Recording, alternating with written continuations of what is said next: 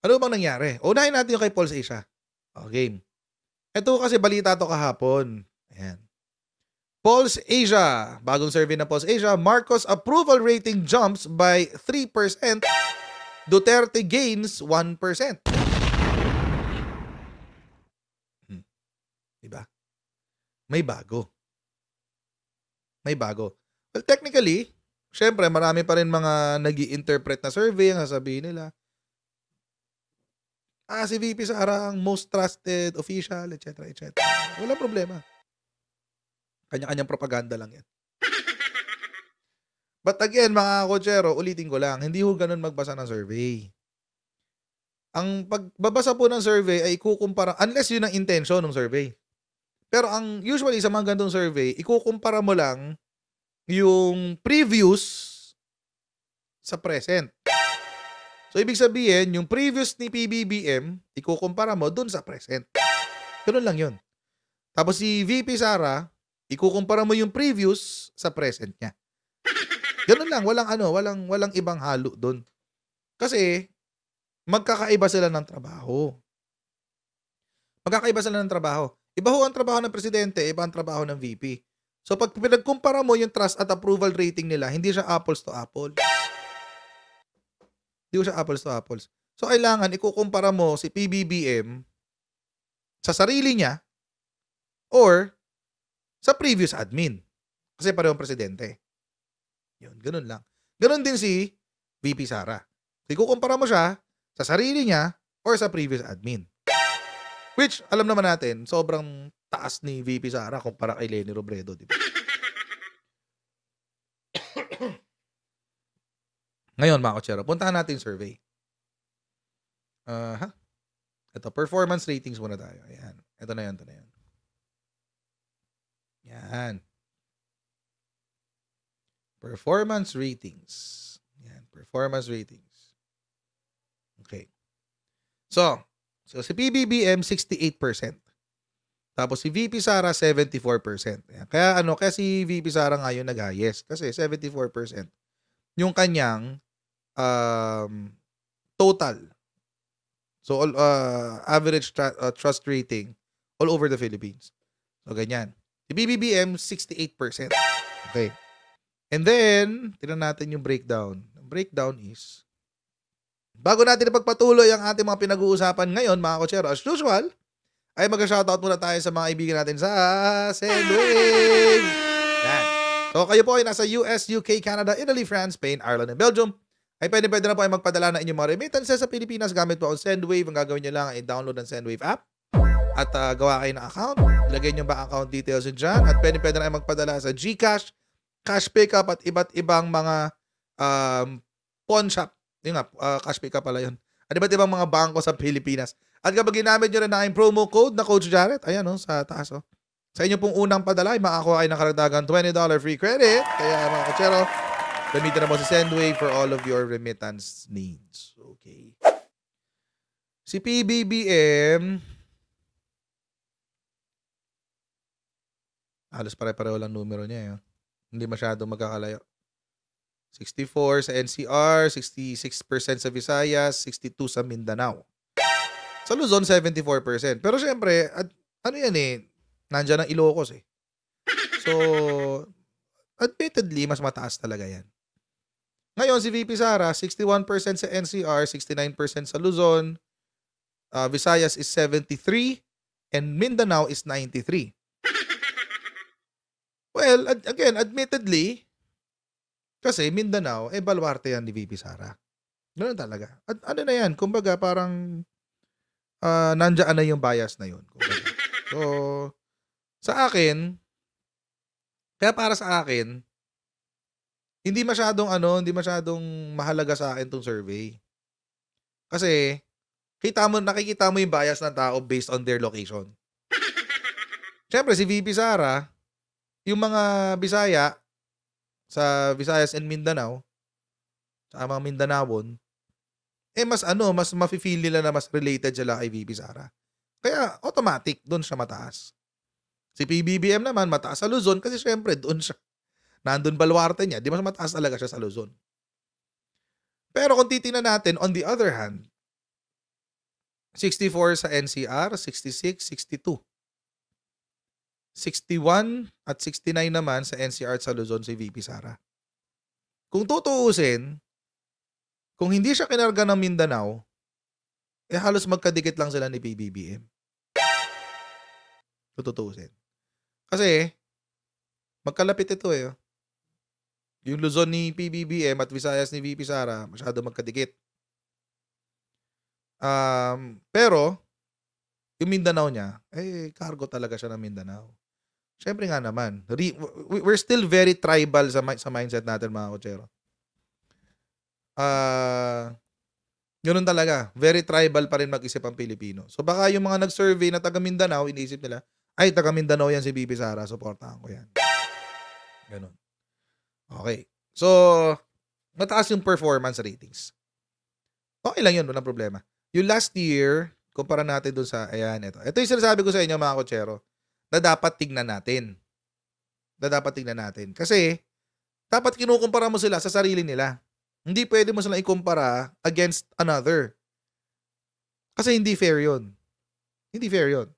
So, dito ngayon papasok yung difference. Okay.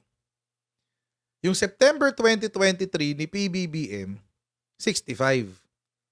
Yung December 23 niya, 68%. Which is a 1% na dagdag. 3%. 3% na dagdag sa kanyang approval rating. Significant yan. Unless, kung plus or minus 5 yung, yung margin of error nila. Okay lang yun. Medyo hindi significant yan. Pero, this is a big leap kumpara nung, in just 1 quarter. So, yun. This is naman kay VP Sara. This is interesting for me. Yung difference niya, although pataas yung trend, is only +1. I was expecting, mga kotsero, more or less, magpa-+3 din siya. Kasi uniteam eh. Diba? Uniteam eh. So, more or less, magpa-+3 siya. More or less. So, bakit +1? Hindi natin alam pa. Malabo dito. Oo. At obviously, yung drama ni Martin Romualdez na dikit siya ng dikit kay PBBM is not working. Kasi, nag+3 si PBBM, si Martin Romualdez nag-2. So, it's not working. Pero, this is somewhat, kung ako yung kampo ni VP Sara, I would be concerned. Bakit? Oo, siya may pinakamataas. As far as the 4 leaders are concerned, elected leaders are concerned. Siya yung pinakamataas. Pero +1 lang. Bakit? Bakit hindi nakakabit ito sa score niya? Dati ganun. Eh. Kapag umangat si PBBM ng mga +3, +4, aangat din si VP Sara ng +3, +4. Ngayon, hindi na. So, may mga minus pa nga dyan. Eh. In fact, ang laki ng bawas ng Visayas. Oh. From 85 to 73. Nawalan siya ng suporta sa Visayas. -12.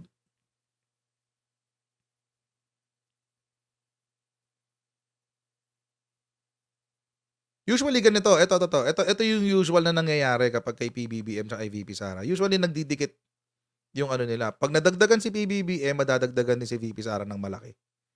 Usually. So ganyan yung nangyari.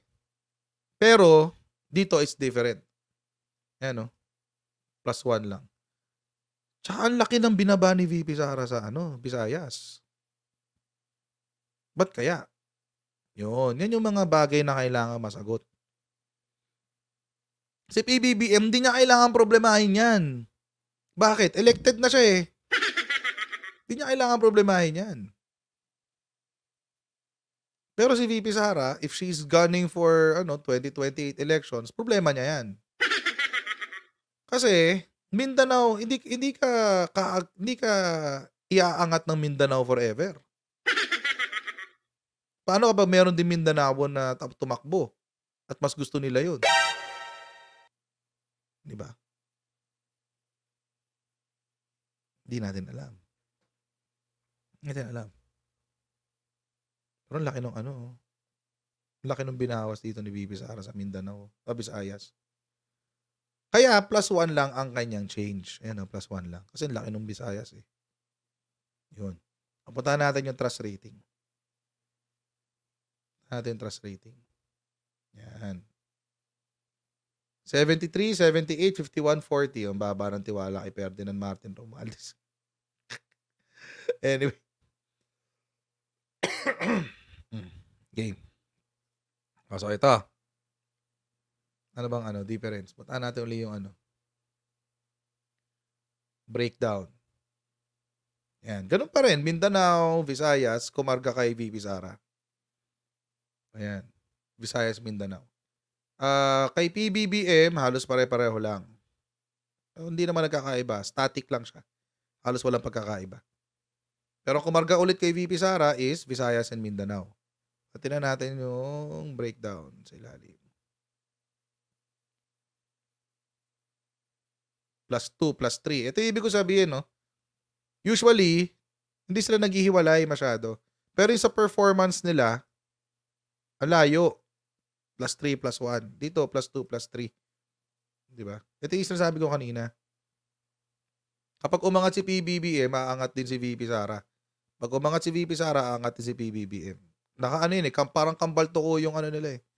Percentage nila eh. Madalan natin yung difference sa kanilang dalawa. Walang change sa Visayas, 83. Tapos, tumaas sa Mindanao, +4.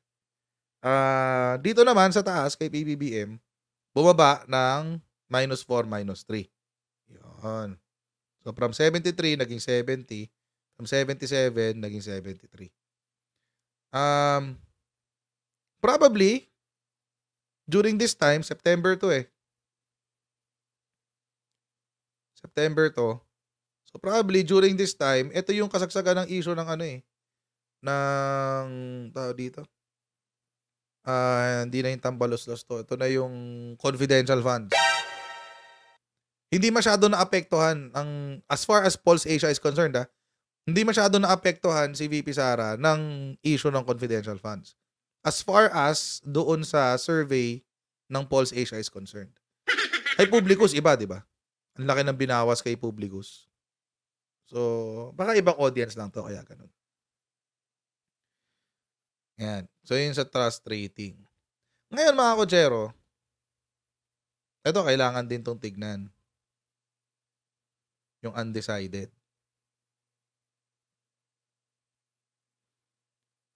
This is an improvement.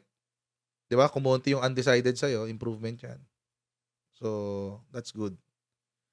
Tapos, sa distrust, yun. Sa distrust, 7%, 6%, konti lang diferensya. So, malamang sa malamang, yung ayaw kay PBBM, ayaw din kay VP Sara. Ganun din. Kasi konti lang diferensya nila eh. Plus, 1% lang ang diferensya nila. Parehos 1% pala sa distrust. So, yun.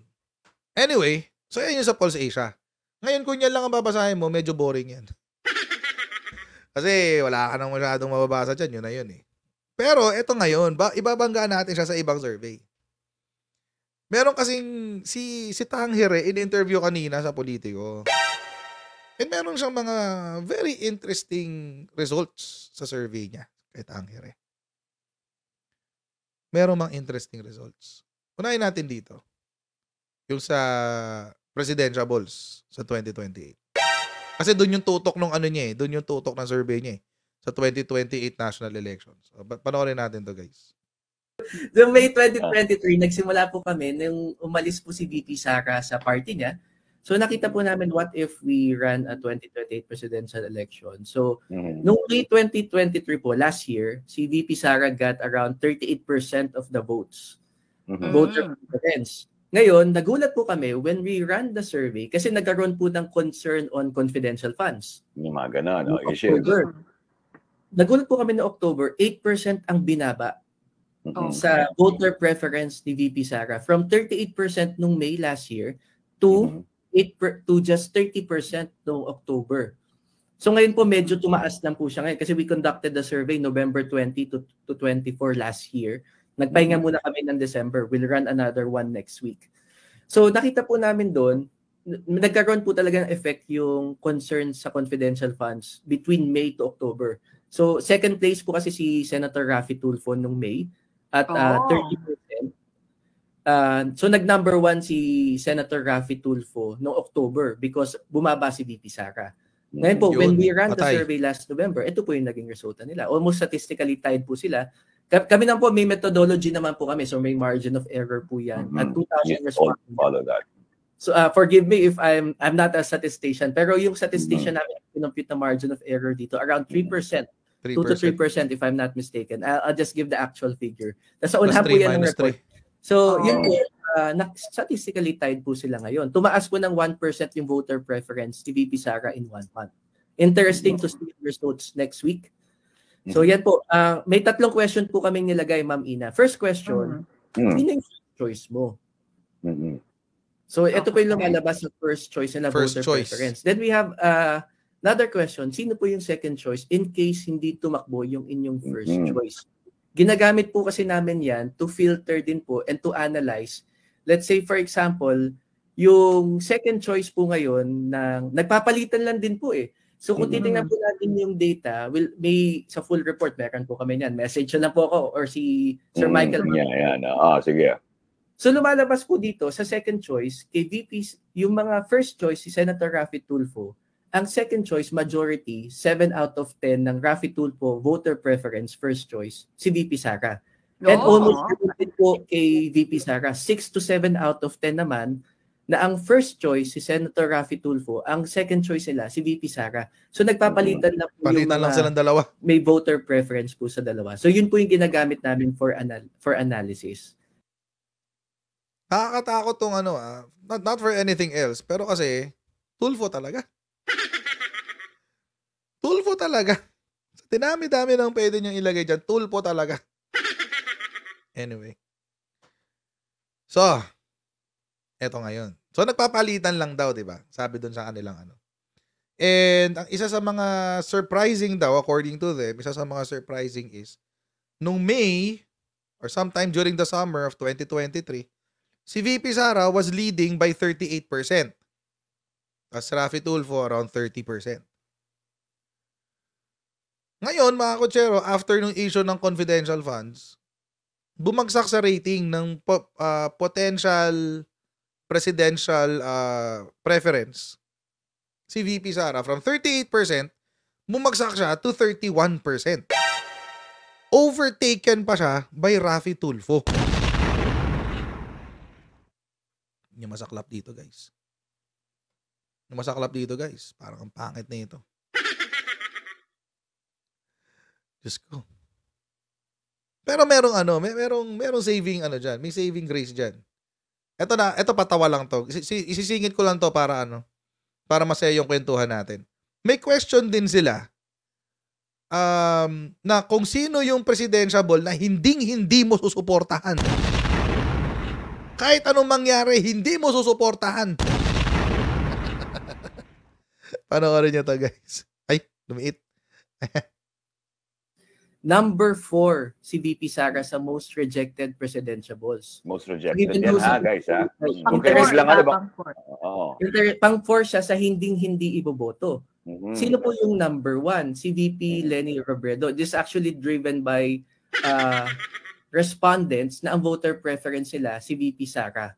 Sila yung nag-drive. So yung makita po natin sa data, majority po ng mga first choice si VP Sara, hindi iboboto si VP Leni. Well, that's automatic. Hindi siya majority sa supporter ni Senator Raffy. Yun yung interesting Yun nga, And interesting. Tama. Doon ako pupunta eh. Okay. Pang-apat si VP Sara sa Yun ni hindi Michael Fahati. iboboto. Compared may to ganun pa rin. Raffy Tulfo, panghuli po, 2% lang ang hindi po siya iboboto. Yan. Ano po yung difference po nila. So sa head-to-head, doon po natin makikita yung data na to. Ginamit po natin to para makita head-to-head. What if Ma'am Ina, Sir Michael, dalawa lang po yung tatakbo. VP Sara and Senator Raffy Tulfo. Pakita natin. Gusto niyo makita yun? Mamaya, mapakita ko sa inyo. Game. Ito yung sinasabi ko kanina na kung may plano si VP Sara tumakbo for 2028 national elections as president, she has to be careful. Imagine, number 4 ka sa most rejected presidential. Halos pareho sila ni Senator Amy. 9% si VP Sara, 8% si Senator Amy. Yan. Pero syempre, most rejected pa rin si Lenny. Wala tayong paki dyan. And that's understandable. Kasi in-explain ni Tangere kanina, yung mga tumatanggi kay Lenny Robredo, most of them are voters of VP Sara. So, yan. So, understandable na yun. Pero dito, si Raffy Tulfo, medyo malayo. Ayan siya, oh. 9% ang umaayaw kay VP Sara. Si Raffy Tulfo, 2% lang. Really? Out of 2,000 people, 2% lang ang umayaw kay Raffy Tulfo?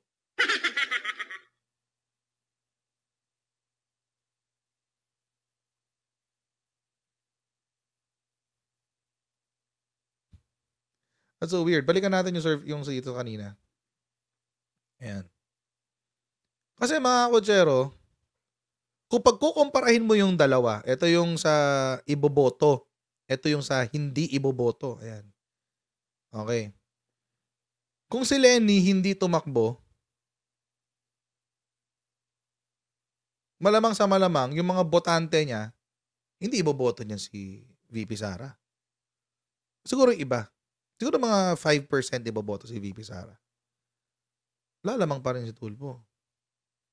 Si Isko, I doubt na iboboto si VP Sara. Kay Tulfo pupunta yan. Lalo na yung kay Risa Ontiveros, Martin Romualdez, kay Tulfo pupunta yan pag walang choice. Kung Manny Pacquiao, kay Tulfo rin yan pupunta. Kasi yun lang yung logical conclusion netong pagtaas ni VP Sara doon sa kanyang rejection percentage. Ito yung rejection percentage na 9% eh. Ibig sabihin, mas mataas siya ng 7% kay Raffy Tulfo pagdating sa rejection rate as presidentiable. Oh. Laki niyan. Ang laki niyan, guys. Itong pinakamasakit kapag ikaw ay DDS. Ito ang pinakamasakit. Sinabi kanina na kapag nag-head-to-head si Raffy Tulfo at si VP Sara, kung silang dalawa lang ang senaryo ng eleksyon, anong mangyayari? Sinong mananalo? Panoorin natin to, guys. Repeated head-to-head. Yan. So, si Senator Raffy Tulfo further cements his lead versus VP Sara Duterte as the preferred presidential candidate for 2028. So, ginawa po ng mga market research experts natin sa station natin dito, may mga ginamit po sila yung percentage ng rank nila, second choice, and then yung ginamit din po nila sa formula namin, yung hindi iboboto, to come up with 42% Senator Raffy, 38% VP Sara Duterte, and none of the above, 20% po. None of the above talaga. So, even though there's a third candidate, let's say there's a third candidate. Ayoko na, para ganun sabi nila. 1 out of 5 lang po yan. Pero lumalabas kasi 3 to 4 out of 10 kay VP Sara, and then almost 4 to 5 out of 10 po kay Senator Raffy Tulfo. So ito po yung lumalabas. Cumulative po ito. Head to head. What if may isang kandidatong hindi tumakbo? No. Kamusta kayo dyan, mga DBS? Kamusta kayo dyan? Ayon kay Tangere, this is not coming from me ha, hindi sa akin galing to. Kay Tangere galing to. Pag nag-eleksyon bukas ng national elections, matatalo si VP Sara. Tatalo siya. Yung ano dito ni VP Sara, parang hindi siya, oh. Siya ba yan? Parang hindi siya yan. So, yun. Ang deciding dyan, mga kotsero, itong 20% na to, kung makukumbinse na iboto si VP Sara, so that makes her percentage 58%. So, may laban siya ngayon kay Tulfo. Pero hindi naman 100% to magsasara eh. Mahahati yan eh, yung 20% na yan. At saka ang assumption dito, mga kotsero, wala ako iboboto sa kanilang dalawa, none of the above. Yun. So,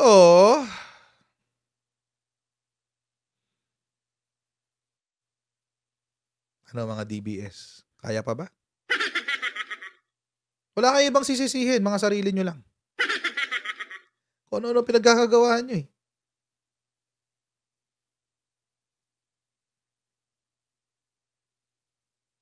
Anyway, head to head, mas mataas pa ang chance na manalo si Rapi Tulfo kaysa kay VP Sara.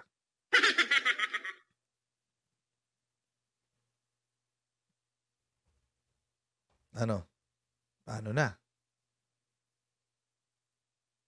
Inalienate nyo yung loyalista votes eh.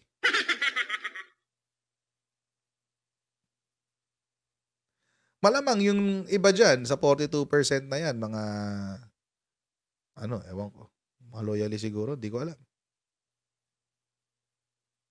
Pero siguro, most probably, kaya nag-react ng ganito yung mga tao, kaya ganito ang reaction, is because of what has been happening recently.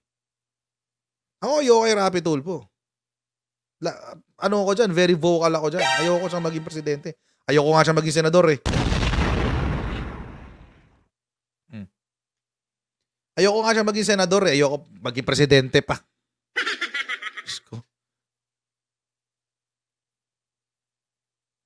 Doon ako sa none of the above. For now. Kasi hindi ko pa alam ang posisyon ni VP Sara sa China. Pero kapag pro-China siya, ay wala. Sorry. Wala. Sorry. I won't vote for them. For them. Both. Pag nag-pro-China si VP Sara. At yun na sasabihin ko sa mga live stream ko. Yun na sasabihin ko sa mga live stream ko. So, kailangan pa ng isa. Kailangan pa ng isang kandidato na medyo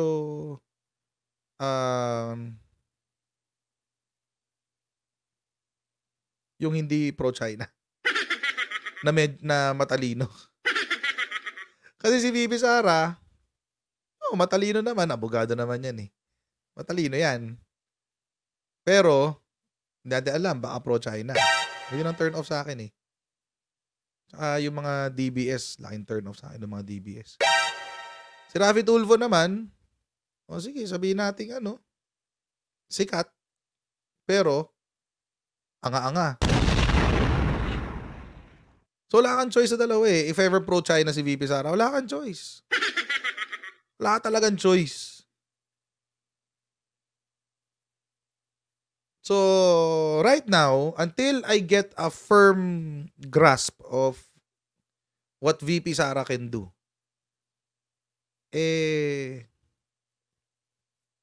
tira natin. Dati sold na ako dyan kay VP Sara eh. Nung una. Actually, sold na nga ako dun sa Sara Aimee dati. Kaso, nung ang nagpapadalawang isip sa akin, yung China. Nung lumalala ang problema sa China, tahimik sila pareho.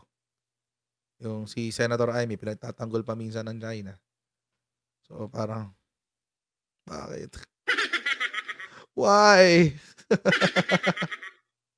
Why? Why?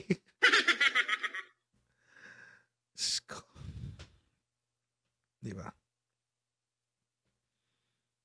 So, yun. So, right now, I have a big question mark. Dahil lang dyan sa China na yan. Pero, dati sold na ako dyan kay VP Sara at kay Senator Amy.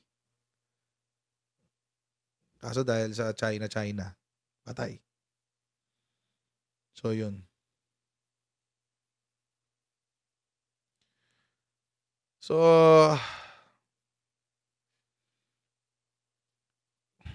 we need a third candidate. Not Tulfo, please. Baka mamaya yung theatrics niya, dali niya sa Malacanang. Diyos ko, my goodness. Diyos ko, anong gagawin niya doon sa Malacanang? Senador pa nga lang, bubububo na siya Paano pa sa Malacanang?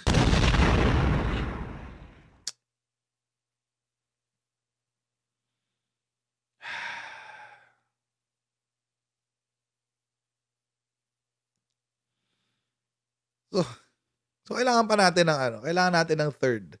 Sana by 2027 ay meron ng viable third or fourth or kahit fifth pa. Para may choices. Kung tatakbo si Sek Gibo, why not? 'Di ba? Why not? Kung tatakbo si Gibo. Tingnan natin. Let's see. Tulfo, the true Budol King. Sabi ni Sephiroth Crescent. Anyway. Maawa naman tayo sa Pilipinas. Huwag naman si Tulfo. Ay, rektahan na yan. Wala nang yan. Well, kasi naman Pia Cayetano nga lang hindi na niya malampasan. Pia Cayetano na lang. How much more iba?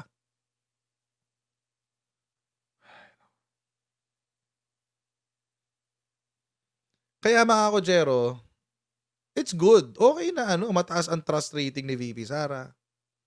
Mataas ang approval rating, but it doesn't translate to votes. It doesn't translate to votes. Itong survey na to, pang-eleksyon to.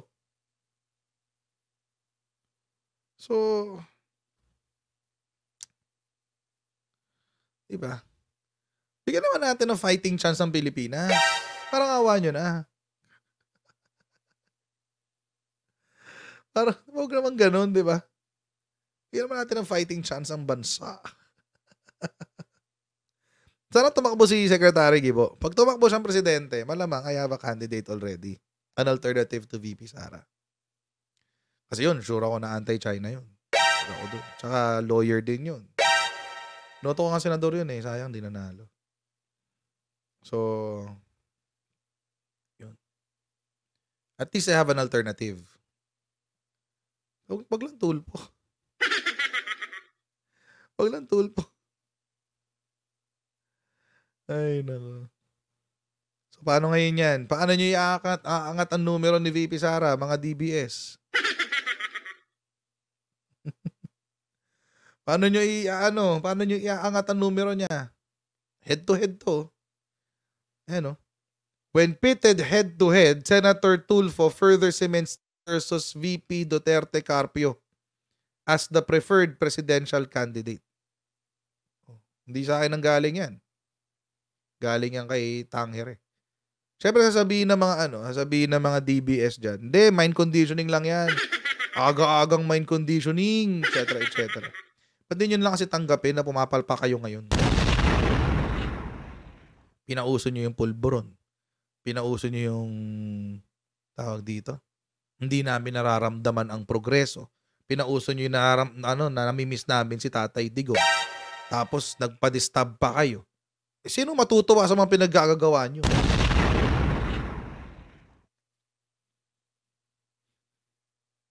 Sino matutuwa sa mga pinaggagawa nyo? Diba?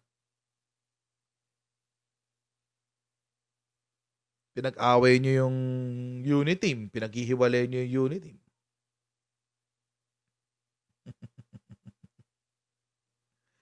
So, good luck. Good luck sa inyo. Good luck sa inyo. Kasalanan nyo yan eh. Kayo yung you brought it up yourself. Diba? Sana lang, sana maaga pa naman. It's only 2024. May 4 years pa sila.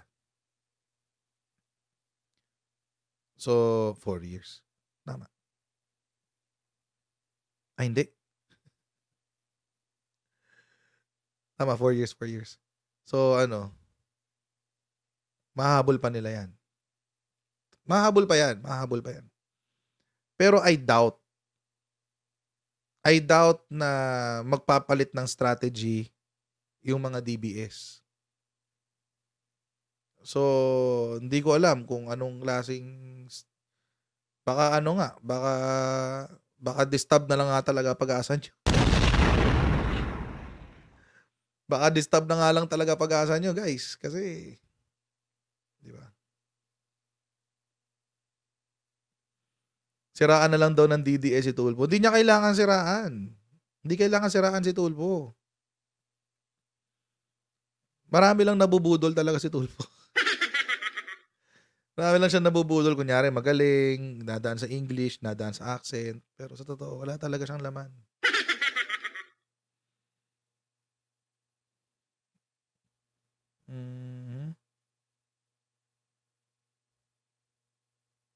So, he's doing that on his own, sabi ni Tyke. Totoo, sinisira niya sarili niya. Hindi na siya kailangan siraan, sinisira niya sarili niya.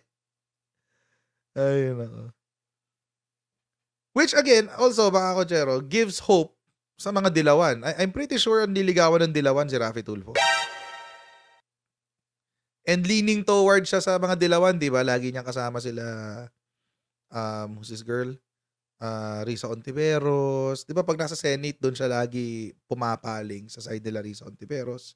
Side nila, dilawan. So, most probably, magiging siya. Siya na yung magiging representante ng mga dilawan. Most probably.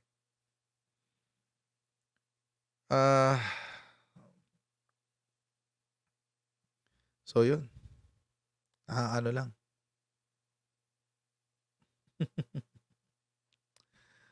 Let's see. Nakakatakot tong 2028 kasi maraming pwedeng mangyari. Una, pwedeng makialam ang mga malalaking bansa tulad ng US at China. Pwede silang makialam dyan. Pwede silang magpondo ng kandidato na papabor sa kanila. So kung pro-China si VP Sara, matik yun. China magpupondo sa kanya. Matik yun. Kung pro-China siya. Sana magbago ang stance. Ngayon, kung may ibang alternative para sa si Raffy Tulfo, di ko alam kung sino pondo sa kanya. Mayaman naman siya eh. Dami siyang pera. Malaki war chest niya eh. Hindi natin alam kung sino ang magiging kandidato ng admin. Hindi pa natin alam. Whoever that person is, kailangan kaya niyang sumabay kay Raffy Tulfo. Which, survey shows, it's not Martin Romualdez. It's not Martin Romualdez. Ang laban eh. Ay, hindi na pala nakikita. 0.5%. Mas malaki pa nga yung none of the above tsaka others. It's not Martin Romualdez. So, kung may ambisyon man siya, wala, hindi 2028. Hindi 2028 ang moment niya. No, okay, speaker. Sorry.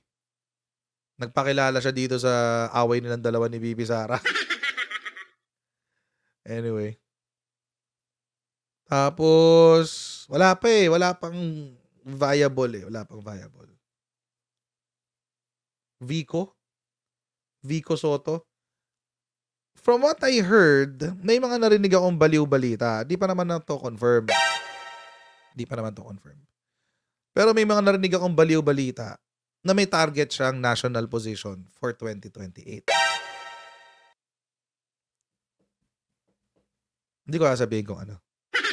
Pero national. Hindi siya maglo-local. Magna-national siya. So, let's see.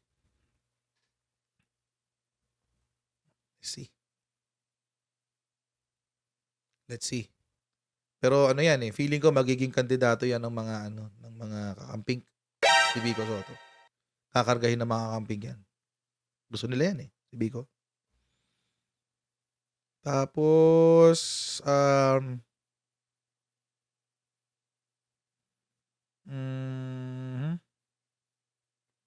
ano pa ba? Yung mga naririnig kong chismis. Of course, syempre nilabas na yung Sara Aimee, tapos Vico Soto, tapos Lenny maglo-local. Yun ang chismis. Maglo-local na lang daw siya, hindi na siya magna-national. Ang tatakbong mayor, si Senator Aimee, ano yan, sabi niya, sinabi naman na niya ito eh. In-announce na niya yan eh. Magre-re-election siya ng senador. Tapos, ang chismis na nilabas ni Attorney Harry Roque, Sara Aimee sa 2028. Yun. So, hindi natin alam kung magiging totoo yan. Tapos, sino pa ba? Kung tatakbong senador si Secretary Gibo, mananalo siya.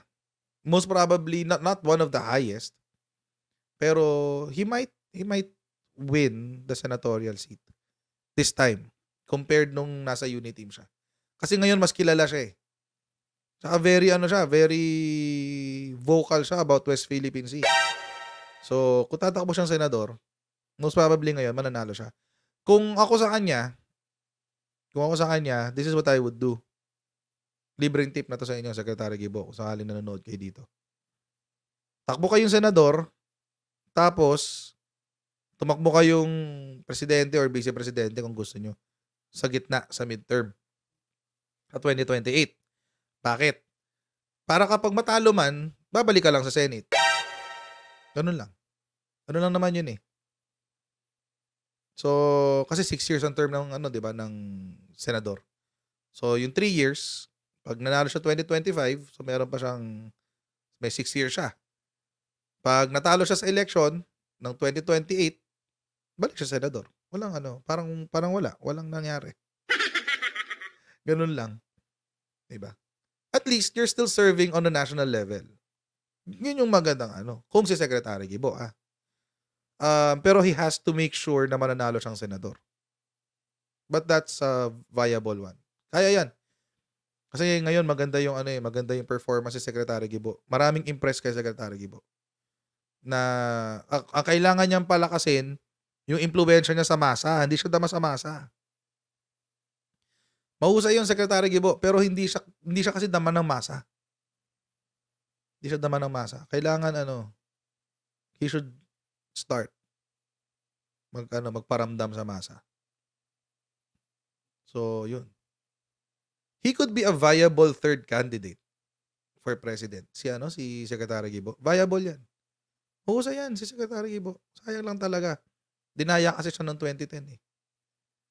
Pero mahusay yan, Secretary Gibo. So yun. Dapat makipag-usap na siya kay Secretary Abalos para ma-expose siya sa iba't ibang LGU. That's the secret.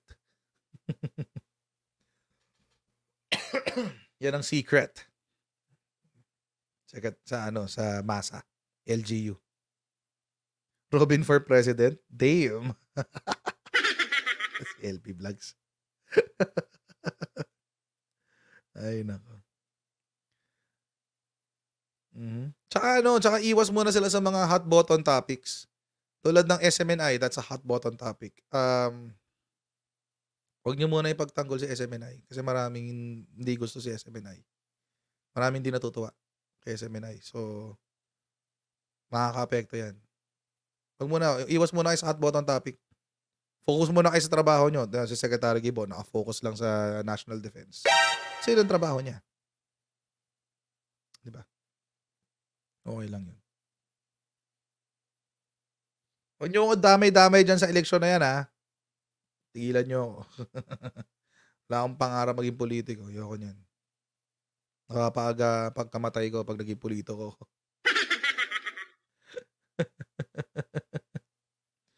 So there. Anyway, going back. We need a third viable candidate for 2028. Hindi pwedeng VP Sara Tulfo. Again, ako lang yun. On a personal level. Pero kung solve na kayo kay Tulfo, walang problema. Kung solve na kayo kay VP Sara, wala rin problema. Ako, I think I would need another candidate na papasok sa standards na meron ako. Kasi, again, kung hindi i-renounce ni VP Sara ang China, she will lose me as a voter. For sure yan. Sure yan. Kung hindi niya i-renounce ang China.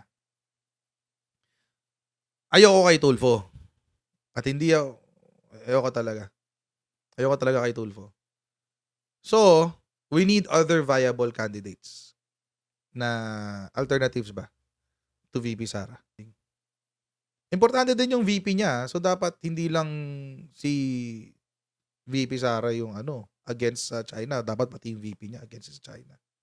Ganun. Ayan.